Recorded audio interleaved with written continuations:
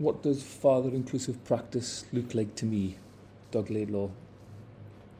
I think from the beginning, when we talk about father-inclusive practice, for me it's going right back to the very beginning of that journey to fatherhood and what men and young men need to support them to be an active part of that process, the pregnancy, the birth, then after the child's arrived, about their feelings, how they deal with it, what support they get.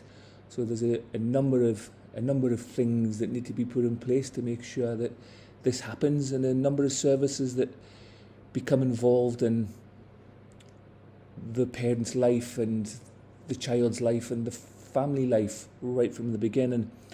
I think for it to be father inclusive, we need to be looking right at the whole system and who is involved with families when children come into their lives right from the beginning. Because a lot of the times that when the pregnancy is disclosed to health professionals, a lot of support goes into making sure mum is aware of what she is entitled to, what services are there to support her.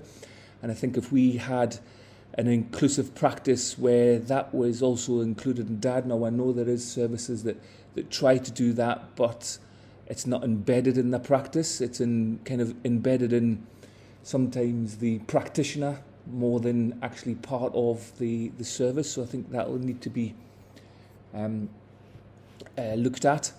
And it's about asking the question. It's about, opening up to the family, using language, using literature, using imagery that promotes DAD inclusiveness as well, which I think is really important to be able to do that. And I think that's something that we need to look at promoting more widely within society as well. And the whole thing about,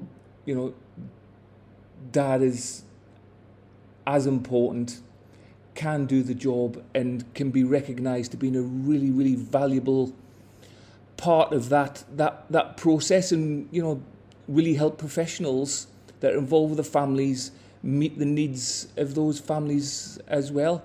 A lot of young men sometimes lack the confidence to ask the question. So I think to be father inclusive, it becomes incumbent on the practitioner to be able to ask those questions, to engage with that young man, to engage with that family and ask for that support, ask them what help they would need.